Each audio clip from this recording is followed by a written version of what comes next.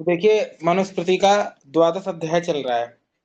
कल हम लोगों ने जाना था कि किसी भी चीज को जानने के लिए त्रिविध प्रमाणम बोला है भगवान मनु ने, यानी तीन प्रकार के प्रमाण चाहिए। पहला क्या होता है? प्रत्यक्ष। दूसरा है अनुमान। तीसरा होता है शब्द। प्रत्यक्ष क्या होता है? वो ज्ञान जो पांच इंद्रियों का पांच विषयों के साथ हो, जो कैसा हो? अव्यपदेश अव्यभिचारी होना चाहिए, वो प्रत्यक्ष कहलाता है। अनुमान क्या होता है? प्रत्यक्ष पे आधारित होता है। यदि प्रत्यक्ष सही है तो अनुमान भी हमेशा सही होगा। अनुमान का अर्थ तुक्का नहीं होता है। ठीक है। लोग इसका गलत अर्थ चलता है, समाज में लोग इसको ये फैला दिए हैं कि तुक्का होता है। ना ना, अनुमान का जो लक्षण किया महर्षि गौतम ने, वो ये किया था कि तत्पूर्वकम त्रिविध अनुमानम, अर्थात जो पूर्व का जो घटना है, जैसे जो प्रत्यक्ष आदि पे घटी, उसके आधार पे अनुमान होगा। फिर अगला क्या बताया था? आप्तोपदेश शब्द, अर्थात जो आप्त का वचन है वो शब्द है। तो एक तो आप्त परमात्मा है, तो सबसे बड़ा आप्त है, उसका वचन वेद है। और दूसरा आप्त कौन है? ऋषि मुनि है। तो अगर हमको ईश्वर को जानना है तो पहले ऋषि मुनियों के ग्रंथों को पढ़ना पड़ेगा, उस पर चिंतन करना पड़ेगा, फिर वहां से। एक तो ये तरीका है। दूसरा तरीका है अनुमान प्रमाण से जानना, इस सृष्टि को देख के ईश्वर को जानने का प्रयास करना। तीसरा तरीका है प्रत्यक्ष। तो ईश्वर का प्रत्यक्ष तो होता ही नहीं है, तो फिर कैसे जानेंगे? तो सांख्य दर्शन कहता है कि आंतरिक प्रत्यक्ष होता है परमात्मा का, बाह्य इंद्रियों से नहीं, आंतरिक विषयों से उसका प्रत्यक्ष होता है, तो वैसे जानेंगे। तो हमने तीन चीज जानी थी। चलिए आज का पाठ शुरू करते हैं। देखिए, ये लिखा है, अविहित कर्म धर्मों का विशिष्ट शिष्ट विद्वान करे। नीचे आओ, नीचे आओ, नीचे। हाँ, ये देखिए, इससे पहले हम लोगों ने कल एक श्लोक पढ़ा था, आर्षम धर्म उपदेशम चा वेद शास्त्र विरोधिना यश तर्केण अनुसंधनते सा धर्म वेद नेत्र, अर्थात जो वेद और वेद के अनुकूल जो आर्ष यानी ऋषि उपदेश हैं, उनका जो तर्क करना है वो वेद के अनुकूल करना है। यानी कहीं भी आपको धर्म जानना है तो वेद के अनुकूल तर्क करना है। यहां इस बात का ध्यान रखिएगा, वेद पर तर्क नहीं करना है। वेद यहां लिखा है कि वेद के अनुकूल तर्क करिए, यानी वेद में कोई कमी नहीं है। ये वैदिक ऋषियों का मत है, क्योंकि वो ऑलरेडी उस पर तर्क चिंतन मनन करके जान चुके हैं कि इसमें कमी नहीं है। ठीक है। तो इस श्लोक का बहुत सारे लोग गलत अर्थ करते हैं कि हमारे धर्म में तर्क करिए उसके बाद जानिए। ये तो है, तर्क करना बताया है हमारे धर्म में, लेकिन वो वेद पर तर्क करना नहीं है, वो धर्म को जानने के लिए तर्क करना है। वेद, अब कोई कहे कि हम वेद पर ही क्वेश्चन उठाएंगे कि वेद गलत है, ये गलत है, ऐसा नहीं है। तर्क करना है धर्म को तो पहले अच्छे से जान लीजिए। अब जब जान लिया तो अब वेद पर तर्क नहीं करना है, अब वेद के अनुकूल तर्क करना है। इसको समझिएगा, दोनों चीजों में अंतर है। पहले धर्म को जान लीजिए, जानने के लिए क्या है, अच्छे से तर्क वितर्क कर लीजिए। जब एक बार तर्क वितर्क हो जाए और सुनिश्चित हो जाए कि ये सही है, तो अब तर्क नहीं करना है वेद पे, नहीं तो ये कुतर्क कहलाएगा। ठीक है। तो अगला देखिए, अगला श्लोक है, अविहित धर्मों का विविध शिष्ट विद्वान करें। तो क्या बोला? इस शास्त्र में, किस शास्त्र में? जो अनामनातेषु धर्मेषु कथम स्यादिति चेत भवेद या शिष्टा ब्राह्मणा ब्रूहि सा धर्मम स्यात् संकिता, अर्थात जिस शास्त्र में जिन धर्मों का उल्लेख नहीं हुआ है उनमें किस आचरण को धर्म माना जाए, यदि ऐसी जिज्ञासा उपस्थित हो तो वेद शास्त्रों के धार्मिक आप्त विद्वान जिस आचरण को धर्म करें उसी को मान लेना चाहिए। यानी जैसे कोई शास्त्र में ये स्पष्ट विधान नहीं है कि क्या धर्म है क्या धर्म है, तो उस शास्त्र के जो पारंगत आप्त जन है उनकी बात को मानना चाहिए। जैसे उदाहरण के लिए, एक व्यक्ति की योग्यता नहीं कि वो वेद को पढ़ पाए, एक व्यक्ति की योग्यता नहीं कि स्मृतियों को पढ़ पाए, दर्शनों को पढ़ पाए, तो वो कैसे धर्म को जानेगा? तो वो आप्तों के वचन पे जानेगा, अर्थात जो जैसे राम जी किस रास्ते पे चले, कृष्ण जी किस रास्ते पे चले, इनके वचन को प्रमाण मार के धर्म को जानने का प्रयास करेगा। अगला देखिए, शिष्ट विद्वानों की परिभाषा, ऊपर देखिए क्या बोला, धर्मेण अधिगतो यस्तु वेदा सम सपरिवम्रण ते शिष्टा ब्राह्मणा जेया श्रुति प्रत्यक्ष, क्या बोला, शिष्ट जेया, अर्थात प्रत्यक्ष हेतव ब्राह्मण, यही तू धर्मेण, यानी जिन्होंने निर्धारित किया, क्या निर्धारित किया? ब्रह्मचर्य की वेदा अधिगता, विधि पूर्वक वेद का वेदांगों सहित जिन्होंने अध्ययन किया, ते श्रुति, वे उन वेदार्थों का यथार्थ प्रत्यक्ष कराने वाले जो ब्राह्मणा यानी जो विद्वान है, वो शिष्ट संज्ञक विद्वान जानना चाहिए। यानी जो शिष्ट सब मनुष्य मात्र नहीं होते, किंतु जिन्होंने पूर्ण ब्रह्मचर्य और धर्म से सांग उपांग वेद पढ़े हों और जो श्रुति प्रमाण और प्रत्यक्ष आदि प्रमाणों से विधि का निषेध करने में समर्थ और परोपकारी हों, वही पुरुष शिष्ट हैं। अर्थात जिन्होंने सांग उपांग वेद पढ़े हो। सांग उपांग क्या होता है? क्या होता है सांग उपांग? सांग उपांग क्या होता है? अर्थात वेद के अंग और उपांग पढ़े हो जिसने। वेद के 6 अंग होते हैं, व्याकरण, शिक्षा, निरुक्त, कल्प, छंद, ज्योतिष, और 6 उसके उपांग होते हैं, न्याय, दर्शन, न्याय जो योग, सांख्य, न्याय, वैशेषिक, पूर्व मीमांसा, उत्तर मीमांसा, मीमांसा और वेदांत दर्शन। तो ये 6 अंग और उपांग जिसने पढ़े हों, साथ में वेद का अध्ययन किया हो, ऐसे विद्वानों को शिष्ट विद्वान जानना चाहिए। और ऐसे विद्वान को यह भी पता रहेगा क्या निषेध परक है, क्या क्या नहीं है।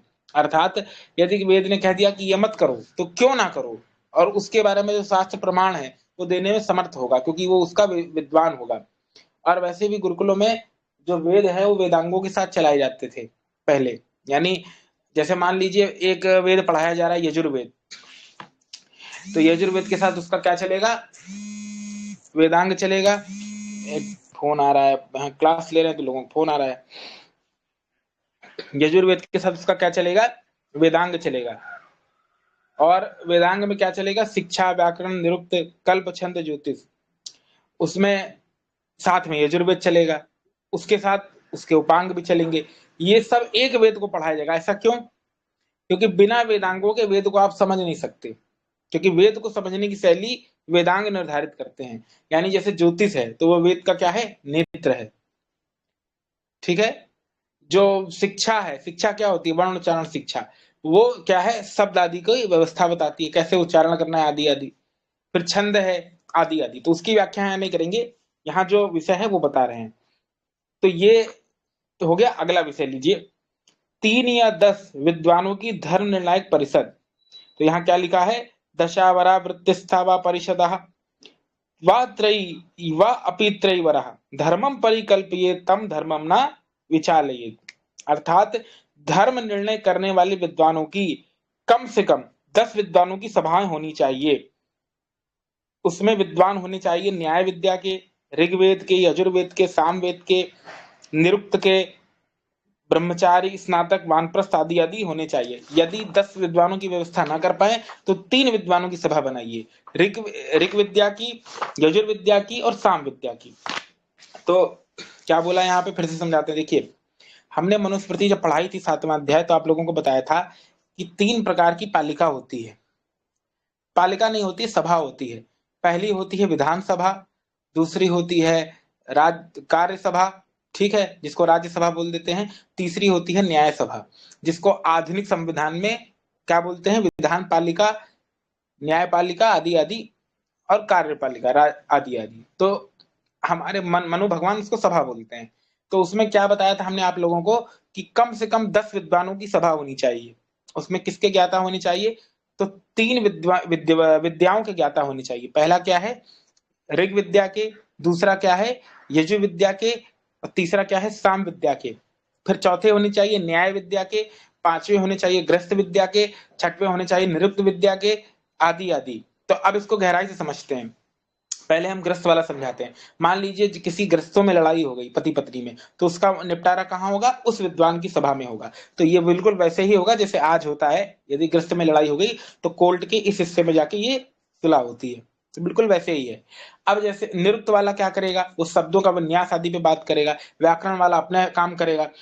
अब यहाँ पर ये जो मुख्य 3 विद्वान बोले हैं ऋक यजु साम के, ये क्या है इसको समझिएगा। यहाँ पर ऋक यजु साम से खाली वेद का ग्रहण नहीं होगा, यहाँ विद्या का ग्रहण होगा। ऋग्वेद क्या है? ऋग्वेद क्या है? ज्ञान कांड बोलते हैं। तो इस संसार में जितने भी पदार्थ हैं इसकी विद्या ऋग्वेद में है। यजुर्वेद क्या है? कर्म कांड है। अर्थात जब तुमने सारे पदार्थों का ज्ञान प्राप्त कर लिया, तो अब उसका इम्प्लीमेंट कैसे करना है, यानी उसको लागू कैसे करना है, वो कर्म सिखाता है। जैसे यज्ञ हो गया, यज्ञ में लगभग सारी चीजें आ जाती हैं। तीसरा क्या है, सामवेद, अर्थात तुमने ज्ञान ले लिया पदार्थों का, उसको कार्य में लगाना सीख गए, तो अब साथ में क्या चाहिए तुमको, उसमें ध्यान लगाना चाहिए। ध्यान के लिए क्या चाहिए, उपासना चाहिए। उपासना करने से एक तो परमात्मा में ध्यान लगेगा, दूसरा जो भी कार्य करोगे उसमें एकाग्रता बढ़ेगी। तो ये तीन विद्या के विद्वान होनी चाहिए सभासदों में। तो कम से कम 3 विद्वान और अधिक से अधिक 10 विद्वानों की एक सभा होनी चाहिए राज्य में। ये भगवान मनु लिखते हैं। अगला देखिए, अगला श्लोक देखिए, अगला पेज निकालिए, अगला पेज निकालिए। देखिए, धर्म परिषद के 10 सदस्य कौन कौन होने चाहिए, तो बता दिया हमने। इसमें इसको संक्षेप में आप लोगों को फिर से बता देते हैं। त्रैविद्यो हेतु, हेतु का तर्की, अर्थात हेतु का तर्की, और नैरुक्तो धर्म पाठका, अर्थात त्रैविद्या, ऋग यजु साम, तर्क वितर्क करने वाले, न्याय विद्या की ज्ञाता, भाषा शास्त्र की ज्ञाता, ब्रह्मचारी गृहस्थ आदि आदि बता दिया। 3 सदस्य कौन होने चाहिए, ऋग यजु साम की ज्ञाता, ये भी बता दिया। अब देखो बगल में देखो क्या लिखा है, अगला श्लोक, श्लोक संख्या 113। असंख्य मूर्खों की अपेक्षा वेदों का एक विद्वान भी धर्म निर्णय में प्रमाण है। एको अपि वेद एको अपि एकः अपि वेदविद द्विजोत्तमः। क्या बोला, तीनों वेदविद विद्वानों के नाम मिलने पर वेद का एक विद्वान ही पर्याप्त है।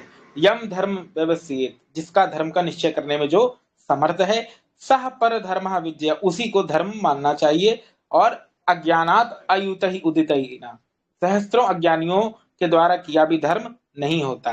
अर्थात यदि एक अकेला सब वेदों का जानने वाला द्विज है और उत्तम सन्यासी जिस धर्म की व्यवस्था करे वही श्रेष्ठ है।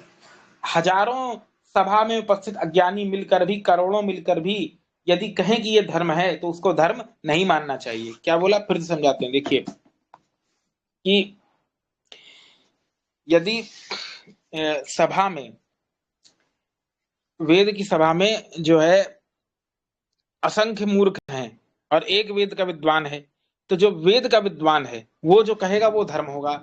और जो मूल लोग हैं वो चाहे कितना भी बड़बड़ाते रहें, वो विद्वान नहीं कहलाएंगे, ना धर्म को जानने वाले कहलाएंगे। विद्वान वही होगा जो धर्म का ज्ञाता होगा। तो वो कौन होगा, तो वो होगा वेद का विद्वान।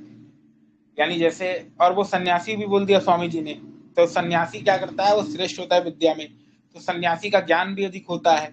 तो जो हजारों की सभा में एक सन्यासी विद्वान वेद का है, उसको पहले सम्मान देना चाहिए, उसकी बात को पहले रखने का मौका देना चाहिए, उसकी बात को मानना चाहिए, ना कि अन्य लोगों की बात को मानना चाहिए।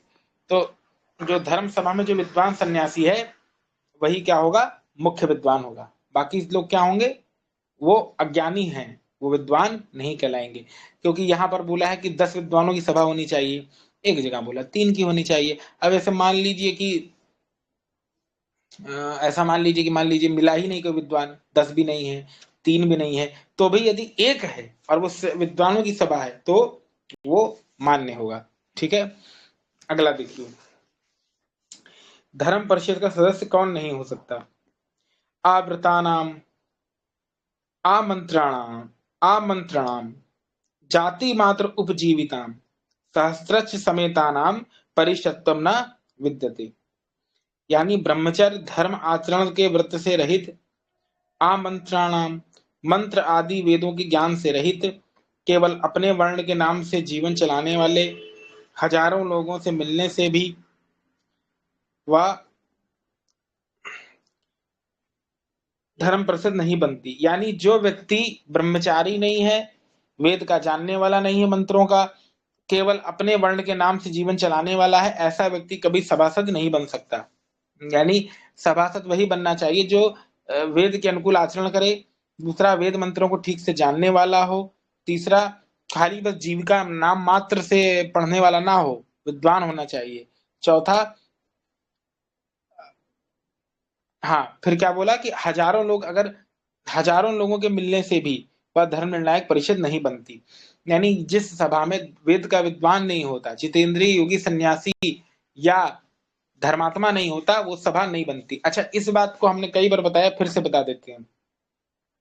हमारे यहाँ जब भी कोई सभासद बनाया जाता था, चाहे मंत्री हो, चाहे सभासद हो, कुछ भी हो, कुछ भी बना दिए, तो सेनापति हो, कुछ भी हो, तो यहाँ पर बार बार एक ही चीज बोल रहे हैं भगवान मनु कि वो क्या होना चाहिए, धर्म के आचरण वाला ब्रह्मचारी, व्रत का पालन करने वाला होना चाहिए। इस बात को ध्यान रखिएगा कि भगवान मनु ने हम हर जगह आचरण को श्रेष्ठता बोली है। शुरू में ही भगवान मनु बोल देते हैं सदाचार परमो धर्म, अर्थात सदाचार ही परम धर्म है। तो वैदिक ऋषियों की विशेषता रही है कि उन्होंने सदाचार को पहले महत्व दिया। तो जब ऐसे सदाचारी लोग जो गुरुकुल से पढ़ के आएंगे, ऐसे लोग जब बड़े बड़े पदों पे जाएंगे, कोई मंत्री बनेगा, कोई प्राण विभाग बनेगा अर्थात वकील बनेगा, कोई वैद्य बनेगा, कोई जो है कोषाध्यक्ष बनेगा, कोई कुछ बनेगा, कोई कुछ बनेगा, जब ऐसे लोग उच्च पदों पे जाएंगे तब जाकर समाज और राष्ट्र का कल्याण होगा। लेकिन यदि धूर्त लोग बढ़ जाएंगे, छली कपटी, उनकी कथनी करने में अंतर होगा, ऐसे लोग जब बनेंगे तो समाज राष्ट्र का नाश होगा। आज ऐसा नहीं है। मनु की संविधान में आचरण पे बल दिया है, इसलिए उस समय के लोग न्याय करते थे। आज आचरण से कोई लेना देना नहीं है, इसलिए आज अन्याय होता है। ये अंतर है दोनों में, ठीक है। तो मनु का कानून क्यों श्रेष्ठ है? क्योंकि भगवान मनु वेद के विद्वान थे और वेद में सदाचार को, ब्रह्मचर्य को बहुत आगे बताया है। तो ऐसा व्यक्ति धर्मात्मा, योगी, तपस्वी होगा, तो उसकी बात लोग मान्य रखेंगे। और जो व्यक्ति धर्मात्मा योगी होता है उसको लोग पहले मान्यता देते हैं। जो व्यक्ति भ्रष्ट होता है, चाहे कितना भी उसको ज्ञान हो,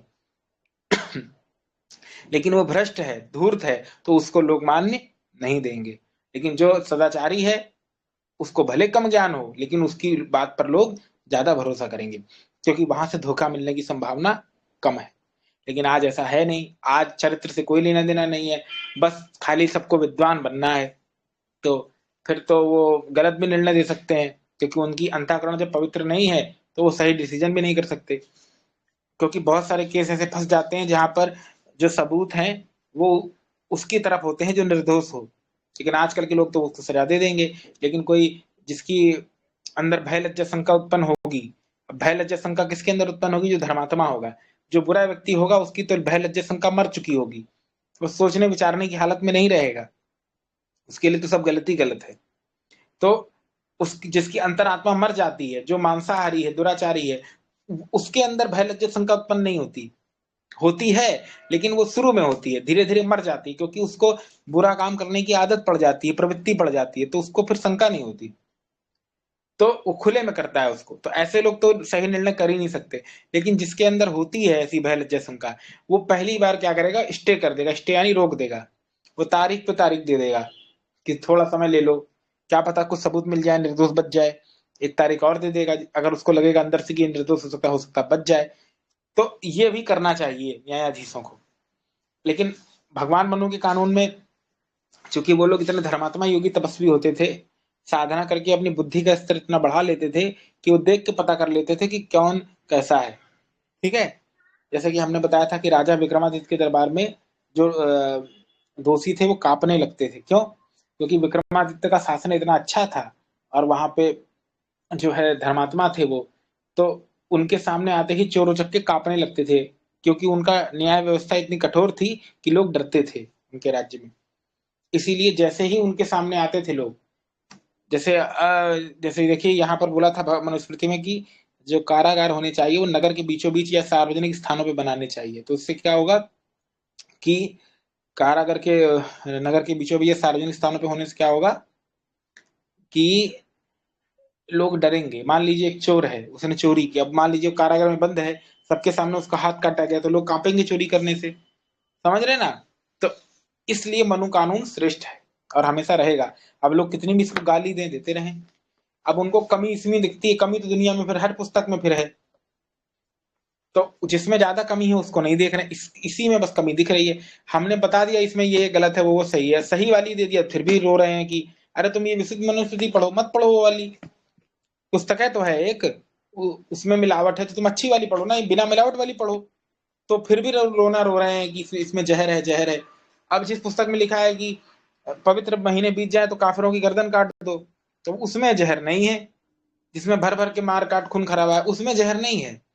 सारी जहर खाली इसी पुस्तक में है, क्योंकि पर्टिकुलर वर्ग को टारगेट करना है। यहाँ तो तुम्हारे अनुसार यहाँ शूद्रों को बुरा लिखा है, हालांकि ऐसा है नहीं, मनु की मान्यता नहीं है, लेकिन फिर भी थोड़ी देर के लिए मान भी लिया तो भी शूद्रों को है। वहां तो पूरी मानवता के लिए बोला है कि जो जो गैर है, अर्थात जो ईमान नहीं लाए, उनको तो जहां मर्जी चाहो छुरा चलाओ, तो उसमें तो सभी आ जाएंगे, चाहे वो कोई भी मत वाला हो। कास्ट का भी बैरियर गया वहां तो, बस ईमान वाले नहीं हो तो गए फिर जान से। तो ये चीज समझ में नहीं आती इन लोगों को, बस जहर दे गाली, ब्राह्मणवाद से आजादी, मनुवाद से आजादी, बस खाली रोना रोना है, प्रोपेगेंडा चलाना है जबरदस्ती का। अगला देखिए,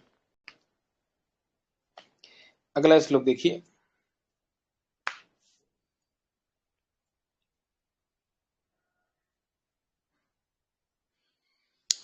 मूर्खों द्वारा निर्णित धर्म से पाप वृद्धि का भय, वो आ जाएगा, अभी कहीं नेटवर्क चला गया होगा उसका।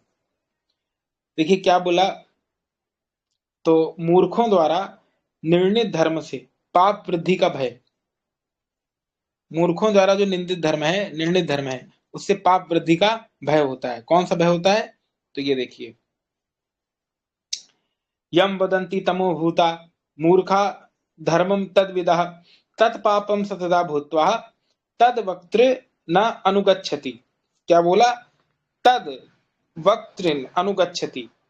तमोगुण और अविद्या के युक्त जन, वेदोक्त धर्म ज्ञान से शून्य जन जिस धर्म का उपदेश करते हैं वह धर्म रूप में अधर्म होता है और पाप से 100 गुना होकर सैकड़ों रूप में फैलकर उन धर्म वक्ताओं को लगता है और सैकड़ों पाप जनता में फैलते हैं और दोष वक्ताओं में फैलता है। अर्थात जो अविद्यायुक्त मूर्ख वेद के ना जानने वाले मनुष्य जिस धर्म को कहें उसको कभी भी नहीं मानना चाहिए, क्योंकि सैकड़ों प्रकार के पाप लग जाते हैं। अर्थात वेद आदि शास्त्र और प्रमाण आदि में अपारंगत और तमोगुणी व्यक्तियों द्वारा कथित धर्म वस्तुतः धर्म नहीं होता। वेद आदि शास्त्र और प्रमाण आदि में अपारंगत और तमोगुणी व्यक्तियों द्वारा कथित धर्म वस्तुतः धर्म नहीं होता, क्योंकि वे धर्म को स्वरूप के ज्ञाता नहीं होते। अधर्म को धर्म के रूप में विहित करने से जनता में सैकड़ों प्रकार की भ्रांतियां फैल जाती हैं, जिससे पाप की वृद्धि होती है। इस प्रकार वो समाज रसातल में पाताल में डूब जाता है।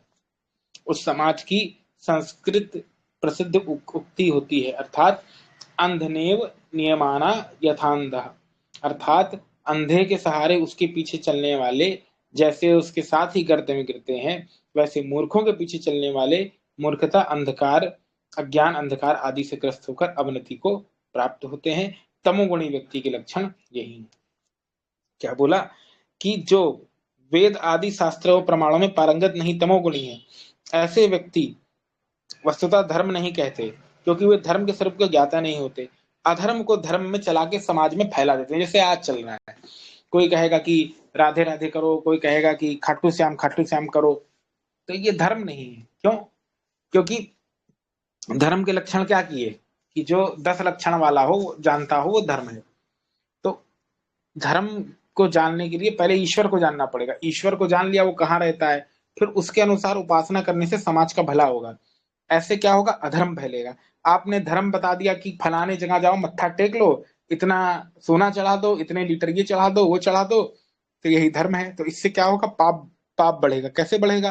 क्योंकि जो धन दौलत है वो उस मठ में जाके जमा हो जाएगा, और जब अथाह धन दौलत जमा हो जाएगी तो उससे व्यक्ति की नीयत खराब हो जाएगी, वो गलत ही काम करेगा। ऊपर से इन तथाकथित देवी देवताओं को दारू भी चढ़ती है, किसी किसी को बलि भी होती है, तो ये अधर्म फैल रहा है समाज में, ये मान्यता फैल जाएगी। फिर वो मान्यता जब चलेगी तो उसकी परंपरा में आ जाएगी। फिर जब आप उसका विरोध करेंगे तो कहेगा हमारा धर्म है। वो आपकी बात नहीं सुनेगा, क्योंकि उसके लिए वही धर्म है जो 4 पीढ़ी पहले से चल रहा है।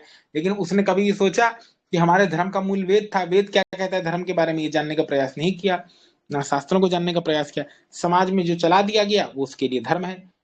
आज शास्त्र कोई पढ़ता ही नहीं है। सबके लिए धर्म क्या है, बाबाओं के यहाँ जाना।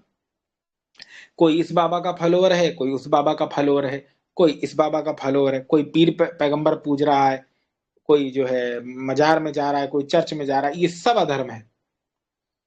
अधर्म क्यों है? क्योंकि ये धर्म नहीं है। और जो तथाकथित धर्माधिकारी हैं वो भी अधर्म कर रहे हैं। कोई जो है खाने की प्लेट पे अपने ही महापुरुषों का चित्र लगा के अपमान कर रहा है, कोई बोतल पे लिख रहा है, कोई कुछ कर रहा है। तो ऐसे दोगले भी जो है अधर्म कर रहे हैं। तो अधर्म हर जगह हो रहा है, क्योंकि जो ऋषियों की मान्यता ना होके एक पाखंड को धर्म चला दिया जा रहा है। धर्म था कि लोग एक जगह इकट्ठा होकर धर्म का पालन करते, संध्या आदि करते, यज्ञ करते, चिंतन मनन करते शास्त्रों पे। वो नहीं हो रहा है अब धर्म क्या हो गया है? आडंबर करना। बड़े बड़े होल्डिंग लगवा लो, पोस्टर लगवा लो, ड्रोन शो करा लो, लेजर लाइट करा लो, ये करा लो, वो करा लो, बस इतना गिनीज रिकॉर्ड बना लो, यही धर्म है। फलाने मंदिर की सीढ़ियों में लाइन लगा लो, वीआईपी दर्शन के नाम पे ऑनलाइन बुकिंग कर लो, ये धर्म है। ये धर्म नहीं था, ना कभी ये धर्म हो सकता है। इससे समाज में अधर्म फैलेगा।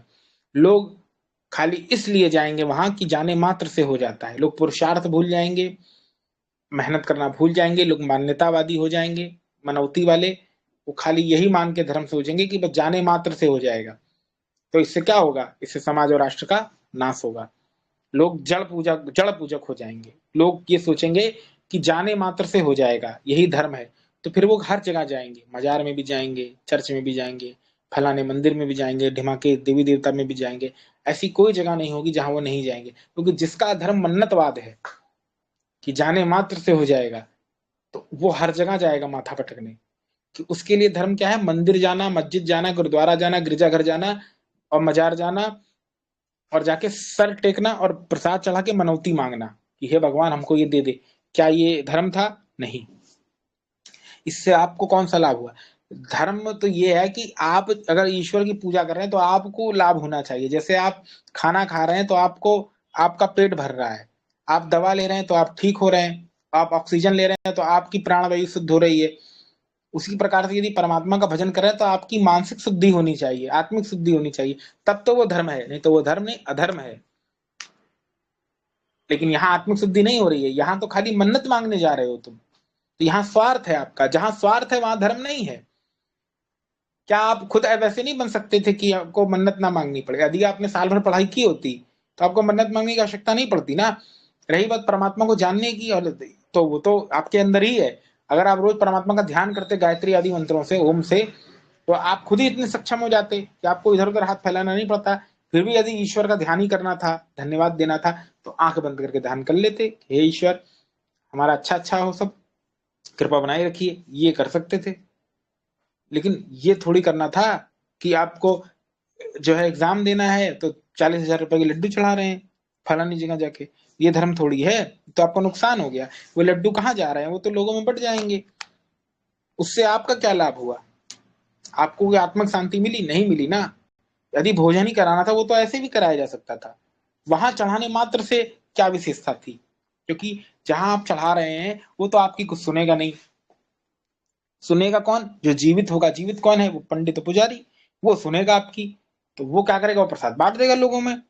क्या उस उसके आगे हाथ जोड़ने से आपका एग्जाम सफल हो जाएगा? नहीं। एग्जाम तो आपकी मेहनत से ही सफल होगा। अब ईश्वर का यही रोल है कि ईश्वर क्या करेगा? आपको आत्मिक बल देगा। तो आत्मिक बल कहां से मिलेगा आपको? कहां से मिलेगा? ईश्वर को के ध्यान से मिलेगा, ना कि कहीं जाने मात्र से हाथ जोड़ने से मिल जाएगा। तो वो तो ईश्वर, जो जहां ईश्वर है वहीं तो उसका आत्मिक बल मिलेगा। ईश्वर अंदर है तो अंदर मिल जाएगा आत्मिक बल। ईश्वर बाहर है तो आप हाथ जोड़ेंगे वहां जाएंगे, इससे तो आपका समय व्यर्थ होगा। इतनी देर में क्वेश्चन और याद कर लेते। इससे आत्मिक बल नहीं मिलेगा, ये तो आडंबर है। तो यही अधर्म बोला। यहाँ क्या बोला? कि जो मूर्ख लोग धर्म चला देते हैं उसको लोग धर्म मान लेते हैं, और समाज में क्या पाप बढ़ने लगता है, भ्रांतियां फैलने लगती हैं। जैसे लोगों ने ये चला दिया कि जो है अ, जैसे कोई व्यक्ति, जैसे उदाहरण के लिए, हाँ, वो कहानी गधे वाली है कि एक बार की बात है, एक मौलवी था, वो कपड़ा बेचता था। तो उसमें क्या हुआ कि, अरे दूर क्यों जा रहे हो, अभी गाजियाबाद में एक बाबा पकड़ा गया था, ताबीज वाला बाबा। वो क्या करता था कि जो ताबीज है उसका बिजनेस करता था। एक बार की बात है, उसने देखा एक जगह कि एक व्यक्ति आता है, अंगूठी देता है और डेली 500 कमा के जाता है। उसने सोचा अच्छा बिजनेस है। वो भी कपड़ा का भेष बदल के थोड़ा बाबा बन गया और ताबीज देने लगा। एक जगह बैठ गया, कुछ बोर्ड लगा दिया, ये होता है वो होता है, लोगों की लाइन लग गई। धीरे धीरे वो अमीर बन गया। तो ये धर्म चल गया, लोगों ने इसी को धर्म मान लिया। उनके लिए धर्म क्या है? अब इससे माउथ पब्लिसिटी हो गई, एक को फायदा हुआ, दूसरों को बताया, तीसरे को बताया, चौथे को बताया। पर यह सोचने वाली बात है, क्या लाभ हुआ? नहीं लाभ हुआ। लाभ कैसे होता? तुम्हारी जो समस्या है आज नहीं कल तो सुलझ ही जाएगी। आज दिन है, कल रात है, परसों फिर दिन आएगा। हमेशा थोड़ी कोई समस्या रहेगी। रोग है तो 2 दिन रहेगा, 4 दिन रहेगा, 1 महीना रहेगा, ठीक हो जाएगा। तो आपने ये क्यों सोचा कि उस बाबा के होने से हुआ? जैसे बहुत सारे प्रसिद्ध सिंगर हैं, वो मुसलमान बन गए खाली इस कारण से कि उनकी बहन को फलानी मजार में जाने से ठीक हो गई, पर वो ये भूल गए कि वो रोग है। रोग तो औषधि से ही ठीक होगा। मोटरसाइकिल चलानी है तो पेट्रोल ही डालना पड़ेगा। तुम जाके देवी के मंदिर का नारियल पानी डाल दोगे तो क्या उससे मोटरसाइकिल चल जाएगी? नहीं चलेगी ना। या पीर पैगंबर के यहाँ के लाके कोई भभूत छिड़क दोगे तो मोटरसाइकिल चल जाएगी? उसको तो पेट्रोल ही डालना पड़ेगा। वैसे रोग है तो बिना औषधि के ठीक ही नहीं होगा। आपका ये भ्रम है। एक हमारी जानकारी में एक दृष्टांत है। हमारे यहाँ एक व्यक्ति आता था हमारे यहाँ, वो कहता था कि एक हिंदू को हम पीछे मजार में ले जाते हैं और उसका कैंसर ठीक हो गया। तो हमने कहा भाई क्या मूर्खतापूर्ण बात करे आज के समय में। तो कहता है कैंसर ठीक हो गया। हमने कहा क्या फालतू बात है। हमने कहा वो दवा दवा लेता होगा, ट्रीटमेंट चल रहा होगा, अब वो उसका ठीक हो गया। वो ऐसा उसकी अज्ञानता है कि वो उसको उस मजार से जोड़ के देख रहा है कि हम वहां जाने मात्र से ठीक हो जाएगा। अरे जो खुद कब्र में पड़ा दूसरों को क्या ठीक करेगा? तो वो नहीं माना। हमने कहा ठीक है। एक दिन आया, बताया कि हमारी बहन की मृत्यु हो गई। तो हमने बोला मजार ले गए थे कि नहीं? तो बोला क्या मजाक बना रहे। हमने कहा फिर वही फालतू बात। जब तुमने बोला कि उसका कैंसर ठीक हो गया, तुम्हारी बहन को नहीं बचा पाया वो पीर पैगंबर? तो इसी प्रकार से कैंसर हो चाहे कोई बीमारी हो, वो कहीं जाने से ठीक नहीं होगी, वो तो औषधि से ही ठीक होगी। इस वहां जाने से अच्छा था कि आप यदि परमात्मा को ध्यान में लगाए होते, योग प्राणायाम करते, तो हो सकता है आपको शरीर में इतना बल मिलता कि आप उस बीमारी से लड़ने में सहायक होता। तो वही चीज यहाँ भगवान मनु लिख रहे हैं कि क्या होता है, मूर्खों के द्वारा जो धर्म चलाया जाता है उससे समाज का, राष्ट्र का बहुत हानि होता है और अनेकों भ्रांतियां समाज में फैल जाती हैं। जैसे उदाहरण के लिए हमारे यहाँ पे चेचक एक बीमारी है, चिकन पॉक्स ऐसा अंग्रेजी में बोलते हैं। तो जब ग्रामीण क्षेत्रों में ये बीमारी होती थी तो लोग कहते थे कि माता रानी आ गई है। इसमें लोग क्या करते थे कि देवी को चुनरी चढ़ाते थे, ये करते थे वो करते थे, दुनिया भर के आडंबर करते थे। लेकिन जब शिक्षा आई, मेडिकल साइंस आई, तो लोग दवा लेने से ठीक हो गए। अंग्रेजों ने ये प्रचारित किया कि हमने भारत भारत के लोगों को सिविलाइज किया। ये लोग तो बीमारियों को भी देवी देवता का प्रकोप मानते थे। ये जंगली लोग थे, नितांत मूर्ख लोग थे। लेकिन सच्चाई क्या है? अगर आप 16वीं शताब्दी में जाएंगे यूरोप में, तो वहां भी यही अज्ञानता फैली थी। लोग जरी सी मानसिक रोग को भूत प्रेत मान लेते थे। सूर्य आदि ग्रहण होता था और अगर किसी स्त्री के पेट में बच्चा आ जाता था तो ये मान्यता फैल जाती थी कि ये शैतान का साया आ गया इसकी कोख में। उस स्त्री के बच्चे को निकाल दिया जाता था कोख से मार के, या उसको विच के नाम पे जिंदा जला दिया जाता था। ऐसी ऐसी जो है क्रूर प्रथाएं समाज में धर्म के नाम पे फैली थी। कुछ वैज्ञानिकों ने इसका विरोध किया तो उनको भी मार दिया गया। जैसे गॉर्डिनो ब्रूनो नाम के एक वैज्ञानिक थे, उन्होंने बोला था कि पृथ्वी गोल आदि है, उसके संबंध में उनको जान से मार के जिंदा जला दिया गया। कुछ को चर्च के फादर्स ने, पादरियों ने जिंदा टांग दिया। तो वही चीज भारत में फैल गई, अज्ञानता। अंग्रेजों ने ये दिखाया कि हमने आपको सिविलाइज किया। दरअसल हमारे तो शास्त्रों में हर बीमारी का इलाज है। आयुर्वेद में भी इस बीमारी का इलाज बताया है। नीम की पत्ती आदि इसमें बहुत लाभ करती है। अब ये विद्या छूट गई हमसे। हमने क्या अपना लिया? आडंबर आडंबर पाखंड को अपना लिया, अविद्या चल गई। तो इससे क्या हुआ, समाज में ये प्रचारित हो गया कि ये एक दैवी आपदा है और इसको लोगों ने आपदा मान लिया। दरअसल ये दैवी आपदा नहीं है, ये रोग है। हाँ, आदि दैवी दुख होते हैं, आदि दैविक दुख सांख्य दर्शन में, पर वो रोग को ही बोला है, ना कि ये बोला है। तो ये अविद्या के कारण जो है ये सब फैल जाता है। तब होता है जब समाज में पढ़ाई लिखाई नहीं होती, यानी वेद का प्रकाश नहीं होता है, वेद के विद्वान नहीं होते, तो समाज में अविद्या फैल जाती है। यदि वहां कोई आयुर्वेदाचार्य होता, वो बताता कि ये गलत है, ताकि विरोध करता तो सही हो जाता। तो इसीलिए बहुत जरूरत है कि विद्या का प्रचार हो। बिना विद्या के कुछ भी सही नहीं होता। यदि आपके साथ कई सारे विद्वान होंगे जो अलग अलग विषय के जानकार होंगे, तो समाज में भ्रांति नहीं फैलेगी। तो इसीलिए क्या लिखा है कि अंधेनेव नियमाना यथांधः, अर्थात अंधे के सहारे, उसके पीछे चलने वाले उसी प्रकार से गड्ढे में गर्त में गिरते हैं, वैसे मूर्खों के पीछे चलने वाले अज्ञानता अंधकार में गिरकर अवनति को प्राप्त होते हैं। जैसे अंधा व्यक्ति है और वो सड़क पे जा रहा है, पीछे पीछे सब चल रहे हैं, अब उसके पीछे चल रहे हैं तो उनको रास्ता भी नहीं दिख रहा है कि आगे गड्ढा है कि नहीं है, क्योंकि अंधे से वो अवरोध हो जा रहा है मार्ग का। अब आगे गड्ढा है, अंधे ने बताया भी नहीं, वो तो गिरा ही, तुमको भी साथ ले डूबा। इसी प्रकार से मूर्खों के पीछे चलने वाले उसी अज्ञानता अंधकार में गिरते हैं। अगला देखिए, समझ में आ गया? अगला देखिए, निःश्रेयस्कर कर्मों का उपसंहार। एतद् वयोभीतम् सर्वं निःश्रेयस्करं परम् अस्मात् प्रच्युतो विप्रः प्राप्नोति परमां गतिम्। क्या बोला? एतद् माने यह, परम निःश्रेयसम, कर सर्वम व अभिहितम। परम निःश्रेयस कहते हैं मोक्ष को, अपवर्ग और निःश्रेयस मोक्ष को बोलते हैं। मोक्ष देने वाले सर्वोत्तम कर्मों का पूर्ण विधान तुमसे मैंने कह दिया। अब मैं द्विजों को, अब विद्वान द्विज इसको बिना छोड़े अर्थात पालन करता हुआ उत्तम गति को प्राप्त करता है। यानी जो व्यक्ति वेद के अनुकूल चलता है उसी को मोक्ष प्राप्त होता है, श्रेष्ठ लोगों को मोक्ष प्राप्त नहीं होता। कोई सोचे कि हम आज तो मोक्ष की रेवड़ी बढ़ रही है, जहां मर्जी मोक्ष बांट रहे हैं पंजीरी, ऐसे मोक्ष होने वाला नहीं है।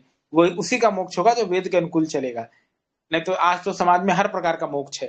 कोई जन्नत जानना मोक्ष मानता है, कोई जो है बलि दे के मोक्ष मानता है, कोई जो है वैकुंठ जाना मोक्ष मानता है, कोई गोलोक जाना मोक्ष मानता है कि गोपी बन के नाचने का अवसर मिलेगा कृष्ण जी के साथ।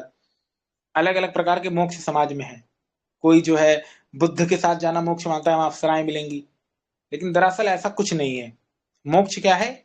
एक अवस्था का नाम है।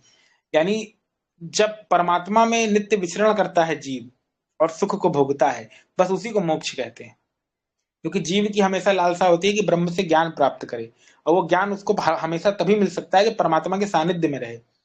तो जैसे आत्मा एक शरीर से दूसरे शरीर में नहीं जा सकती बिना परमात्मा के, किसी की मृत्यु हुई तो ईश्वर ही उसको उस शरीर से निकाल के दूसरी जगह ले जाता है। लेकिन मोक्ष में ऐसा नहीं होता। आत्मा जहां मर्जी चाहे वहां विचरण कर सकता है, क्योंकि ये सारा लोक लोकांतर खुला है। जहां मर्जी जाए, ब्रह्म के आनंद में विचरण करे, नाना प्रकार की सृष्टि को बनता बिगड़ता देखे। क्योंकि मोक्ष में उसको एक विशेष बल प्राप्त हो जाता है ईश्वर की ओर से। जो तुरीय शरीर उसका जो होता है, जिससे वो कैवल्य अर्थात मोक्ष को प्राप्त करता है, उससे उसको एक विशेष प्रकार का बल प्राप्त होता है, जिससे वो मोक्ष के सुख को भोगता है। तो मोक्ष में आत्मा स्वतंत्र रूप से विचरित करती है, यही मोक्ष है। देखिए मोक्ष क्या, इसको समझिएगा, बहुत सरल है। अगर मेरे ऊपर एक लिमिट लगी हो कि तुम यहां से जो है दूसरे शहर नहीं जा सकते बिना हमारे आदेश के, तो मैं बंधन में हूं। यदि मुझे ये कह दिया जाए कि जहां मर्जी घूमो, यहां से जाओ वहां पर, जैसे मर्जी जिस साधन से जाओ, और तुमको पैसे मैं दे रहा हूं, जितना मर्जी खर्च करो, तो इसी को मोक्ष कहते हैं। अब यहाँ आत्मा बधी हुई थी, अपनी इच्छा से जन्म नहीं ले पा रही है, पर वहां मोक्ष में क्या है? ऐसा नहीं है, वो स्वतंत्र है, जहां मर्जी जाएगी, भटकेगी मोक्ष आत्मा। तो सृष्टि को बनता बिगड़ा देगी, ईश्वर के सानिध्य में ज्ञान प्राप्त करती रहेगी, इसी को तो मोक्ष बोला है। अब जब वो अवधि पूर्ण हो जाएगी तो वापस आ जाएगी, जन्म हो जाएगा। मोक्ष का अर्थ ये नहीं होता कि सदा के लिए छूट गए जन्म मरण से, ये तो कभी होना ही नहीं है, क्योंकि सीमित कर्मों का फल हमेशा सीमित होता है। जब आत्मा को क्या बोला कि आत्मा क्या है? अजर अमर है। बोला ना आत्मा अजर अमर है, बचपन से गीता में क्या पढ़ रहे हो? यही तो पढ़ रहे हो। क्या बोला गीता में? वसांसी जीर्णानि यथा विहाय नवानि गृहाणि नरोपराणि नयन छिदन्ति शस्त्राणि नयनम दहति पावका। ये बोला ना गीता में कि आत्मा अमर है, कभी मरती नहीं है, तीन तत्व अनादि हैं, कल ही बताया था। तो हमें, अगर आप ये मानेंगे कि मोक्ष में जीव का लय हो जाता है ब्रह्म में, तो आत्मा की मौत हो गई, क्योंकि उसका अस्तित्व खत्म हो गया, तो मोक्ष का सुख भोगेगा कौन? मोक्ष एक अवस्था का नाम है कि इतने समय तक, यानी वो 36,000 बार ये जगत बनेगा बिगड़ेगा, लगभग वो कितने जो है 31 नील या कितना समय होता है, तब तक जीव परमात्मा के आनंद में रहेगा। जब वो अवस्था पूर्ण हो जाएगी तब वो वापस आ जाएगा। इसी को मोक्ष कहते हैं, क्योंकि जिस अवस्था की शुरुआत होगी उसका अंत भी होगा।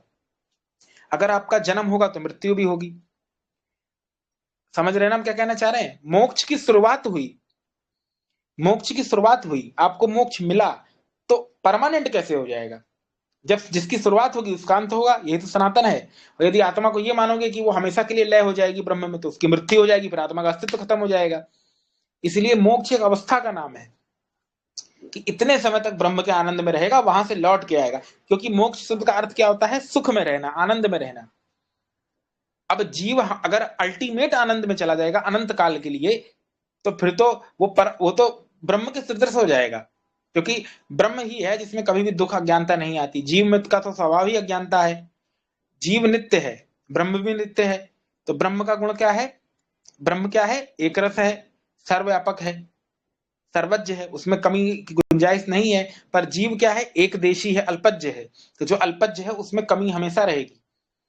हाँ, वो कुछ ज्ञान लेना चाहता है और अपनी विद्या को बढ़ाना चाहता है, तो उससे मोक्ष को प्राप्त कर लेता है, उतने समय तक रह के वापस आ जाता है। इस पर एक उदाहरण देते हैं स्वामी जी, कि जैसे मान लीजिए किसी को भिंडी की सब्जी अच्छी लगती है, और उसकी पसंदीदा भिंडी की सब्जी उसको हम 1 साल तक रोज खिलाएं सुबह शाम, तो क्या होगा? बताइए सब लोग, क्या होगा? नीचे लिखिए। यदि हम भिंडी की सब्जी रोज खिलाएं सुबह शाम, तो क्या होगा उसको 1 साल तक? क्या लगेगा उसको? सोचिए।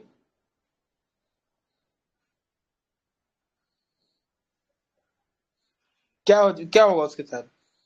वो जहर के समान हो जाएगा, वो बंधन हो जाएगा, तो कारागृह हो जाएगा। वैसे ही यदि सीमित कर्मों का फल असीमित मिल जाएगा, तो वो तो कारागृह के समान हो जाएगा जीव के लिए। इसीलिए जितना कर्म किए हो उतना फल परमात्मा देगा।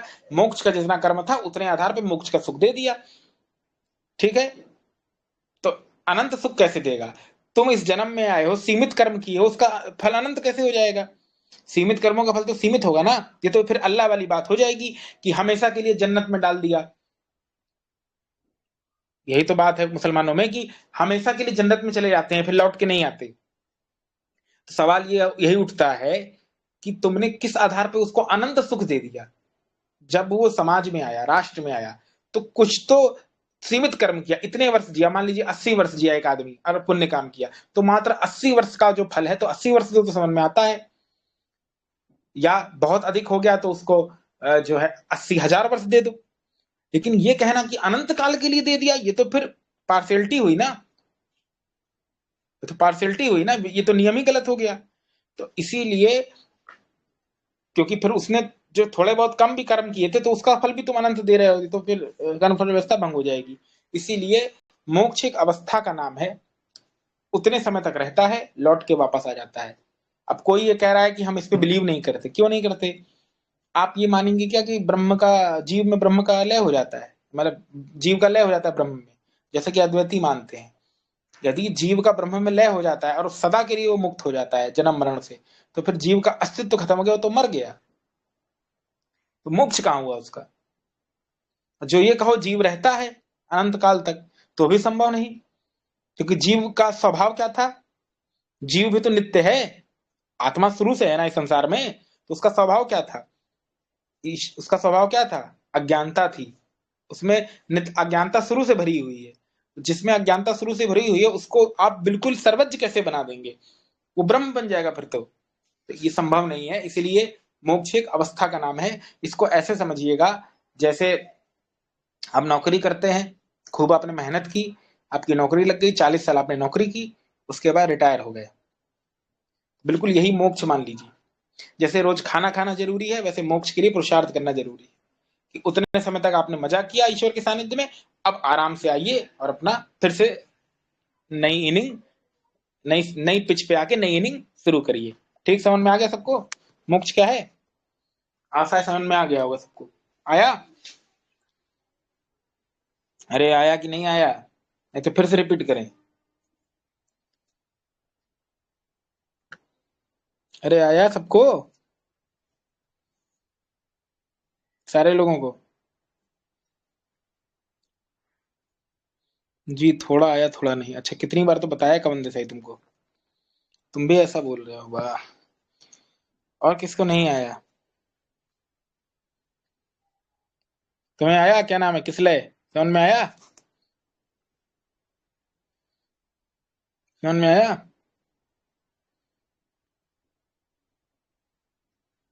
अरे आया।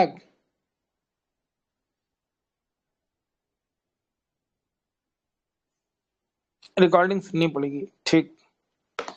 अरे देखो, फिर से समझाना क्या है, देखिए ऐसा समझिए, देखिए फिर से समझिए। कल हमने बताया था कि तीन चीज अनादि है, ईश्वर, जीव, प्रकृति।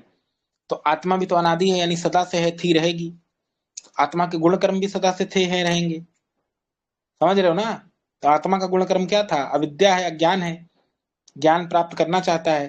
तो क्या ये कहना सही है कि वो अनंत ज्ञान प्राप्त कर लेगा, हमेशा के लिए ज्ञानवान हो जाएगा? वो तो संभव नहीं है ना। उसका जो मूल स्वभाव है वो थोड़ी बदलेगा। जल का मूल स्वभाव क्या है? जल का मूल स्वभाव क्या है? रस का गुण है। अग्नि का मूल स्वभाव है उष्णता। यही तो है उसका मूल स्वभाव। वो इस उष्णता हमेशा थोड़ी छोड़ देगी। आप उसको कितना भी फ्रीज करके रखिए, कभी ना कभी तो वो फिर से अपने गुण में वापस आएगी। ठीक उसी प्रकार से आत्मा का मूल स्वभाव ज्ञान है। आप उसको ज्ञानवान करके ब्रह्म विद्या देके मोक्ष तक तो पहुंचा सकते हो, लेकिन ये कहो कि वो हमेशा के लिए अल्टीमेट आनंद प्राप्त कर लेगी, सुख प्राप्त कर लेगी, तो फिर साक्षात ब्रह्म हो जाएगी। तो इसलिए मोक्ष एक अवस्था का नाम है, बस ये समझा रहे थे। क्या किसी स्क्रिप्चर में लिखा है कि वापस आएगी कुछ टाइम लिमिट के लिए? ले भर भर के प्रमाण है। वेद का प्रमाण है, सांख्य का प्रमाण है, उपनिषद का प्रमाण है। सारे आचार्यों ने माना है, शंकराचार्य ने माना है, रामानुजाचार्य ने माना है, लगभग सभी ने माना है मोक्ष से पुनरावृत्ति। लेकिन अद्वैती पढ़े तब ना। वो तो ढपली पीट रहे हैं, क्योंकि शंकराचार्य ने एक बात तो लिखा है, दूसरी बात कुछ लिखा है। शंकराचार्य के ग्रंथों में बिल्कुल वैसी ही बात है जैसे पूरब पश्चिम। कहीं कुछ कहते हैं, कहीं कुछ कहते हैं, कहीं अद्वैत का मंडन कर रहे हैं, तो कहीं कुछ और बता रहे हैं। तो मोक्ष एक अवस्था का नाम है, क्योंकि यदि आप ये मानेंगे कि मोक्ष में हमेशा के लिए जो है आत्मा की सत्ता ब्रह्म में मिल जाती है, यानी उसका अस्तित्व ही खत्म हो जाता है, तो फिर मोक्ष का सुख कौन भोगेगा? ये समस्या हो जाएगी। समझ में आया? अद्वैती ये मानते हैं कि जीव का ब्रह्म में लय हो जाता है। तो यदि जीव का ब्रह्म में लय हो गया तो फिर तो जीव का अस्तित्व ही खत्म हो गया, तो मोक्ष का सुख भोगेगा कौन? तो इसीलिए, और यदि जीव रहेगा तो ब्रह्म के आनंद भोगेगा साथ में। तो हमेशा थोड़ी भोगेगा, एक जितना कर्म किया उतना भोगेगा। मान लीजिए 80 साल अच्छे कर्म किए, तो परमात्मा तब भी आपको 36,000 बार जगत बनना बिगड़ना का समय, इतने समय तक तो रख रहा है आनंद में। इससे बड़ा क्या चाहिए? तो वही बात हो गई कि आपने जो है मान लीजिए कुछ अच्छा काम किया 5-10 साल तक, और आपको हम बदले में धन दौलत जो है आपको दे दें हम 1000 साल के लिए, तो आप तो कितने खुश होंगे, अरे भैया ये तो मजा आ गया। लेकिन अनंत तो नहीं दे सकते ना, संभव भी नहीं है। तो मोक्ष एक अवस्था का नाम है। समझ में आ गया?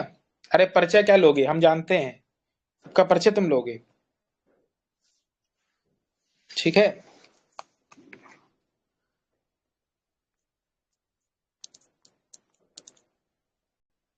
ठीक, समझ में आ गया मोक्ष क्या होता है?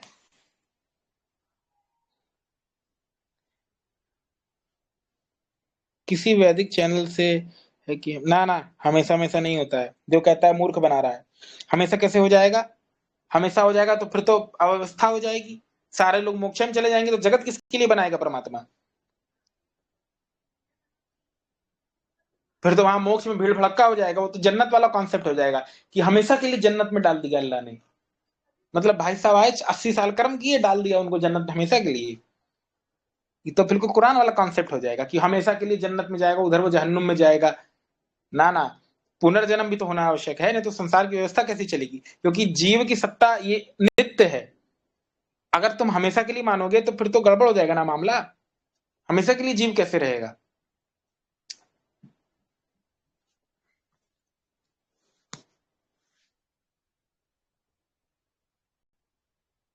सबका नहीं होता है मोक्ष, तो भीड़ कैसे होगी?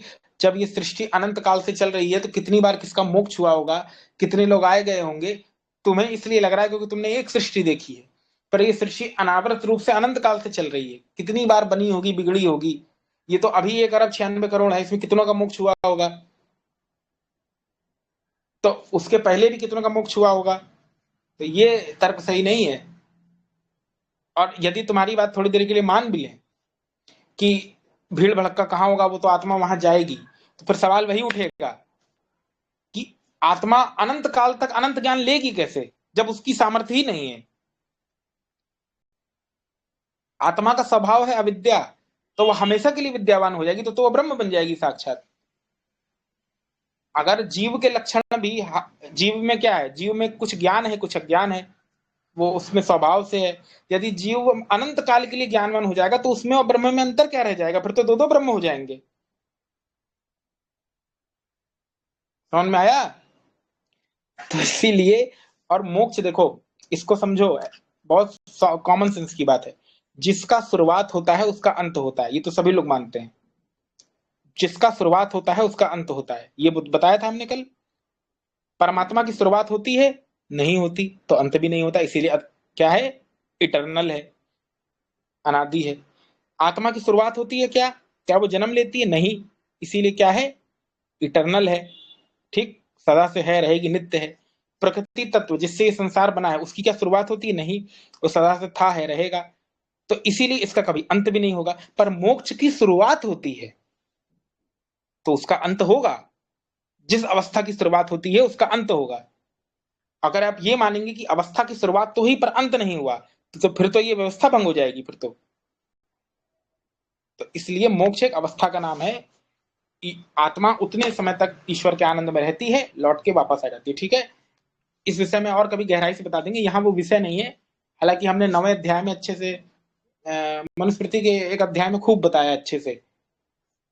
कभी देखना हो तो देख लो, या इस पर एक वीडियो भी हमने बनाया था शंकराचार्य वाले का, उसमें जाके देख लेना, और अच्छे से समझाया है। ठीक है, यहाँ चूंकि विषय नहीं है तो हमने संकेतिक कर दिया आप लोगों को समझाने के लिए। ठीक,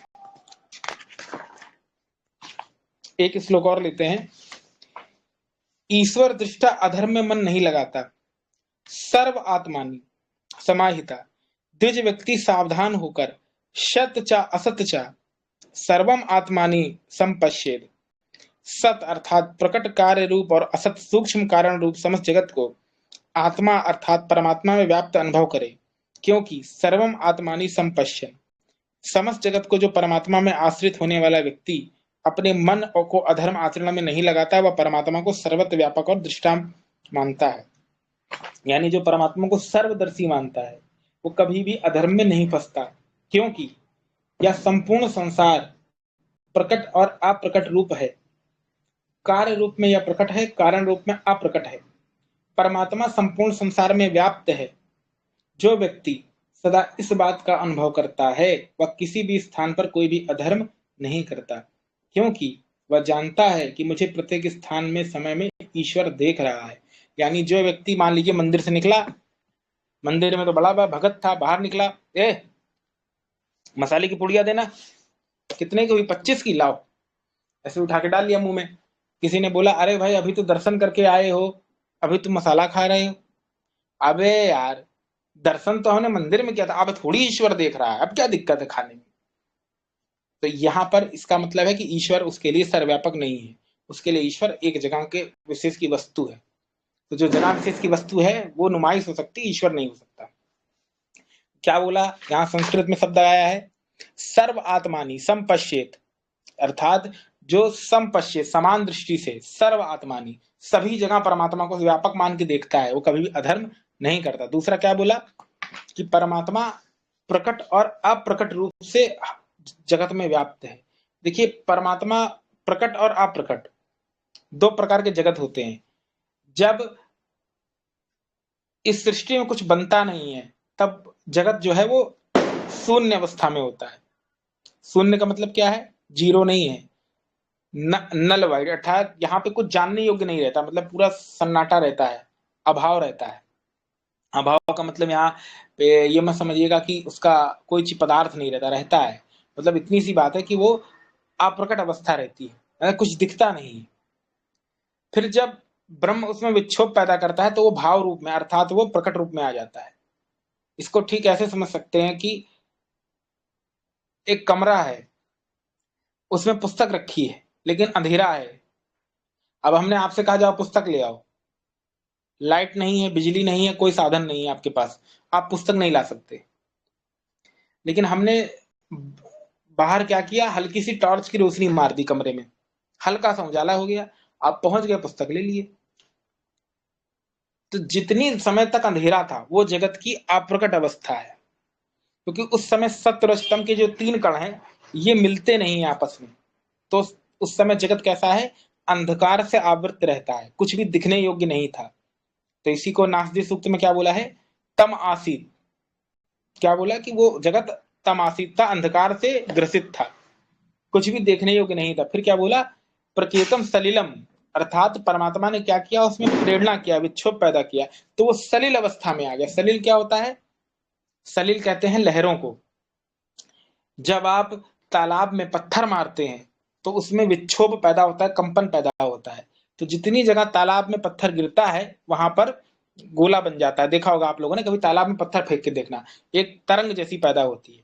तो जब परमात्मा ने उन तत्वों में विक्षोभ पैदा किया तो तरंग पैदा हुई, जिससे क्या हुआ, सत्वरजतम, ये जो तीन प्रकार के परमाणु थे ये आपस में मिलने लगे। इनके मिलने से क्या हुआ, जगत सम अवस्था में आ गया। और सम अवस्था से पहला तत्व बना था महत तत्व, फिर अहंकार तत्व बना, आदि आदि तत्व बनते गए। अच्छा, इस बात का ध्यान रखिएगा कि ये तीनों परमाणु से मिलकर कुछ नया बन गया। तो इसका अर्थ ये नहीं है कि तीनों परमाणुओं का अस्तित्व खत्म हो जाएगा। हर पदार्थ में परमाणु है, यानी तीनों परमाणु मिल गए आपस में तो कुछ नया जरूर बना दिए, पर उस पदार्थ में भी ये तीनों परमाणु प्रेजेंट हैं, सत्वरजतम। तो प्रकृति क्या है, एक तत्व नहीं है, प्रकृति संघात है। तीन प्रकार के जो परमाणु हैं सत्वरजतम, इनका ये जब एक विशेष प्रकार की साम अवस्था में आते हैं तब जो तत्व बनता है उसको प्रकृति बोलते हैं। यानी जब ये तीनों परमाणु मिले आपस में, तो जब ये एक क्लस्टर बना, इनका एक समान रूप में आए, तब जो तत्व है, अब इसको प्रकृति बोला। क्योंकि प्रकृति का परिभाषा क्या की भगवान कपिल ने, कि सत्वरजत की जो साम्य अवस्था है वो प्रकृति है। यानी सत्वरजतम के जो परमाणु एक विशेष अनुपात में जब मिलते हैं उसी को हम प्रकृति बोलते हैं। तो वही बात यहाँ पर बोल रहे हैं महर्षि दयानंद जी ने भी बात बोली, वही बात भगवान मनु ने बोली कि दो प्रकार का जो जगत है, जब ये जगत में कुछ बना नहीं था, चारों तरफ अंधकार था, तो उस समय वो ब्रह्म भी जानने योग्य नहीं था।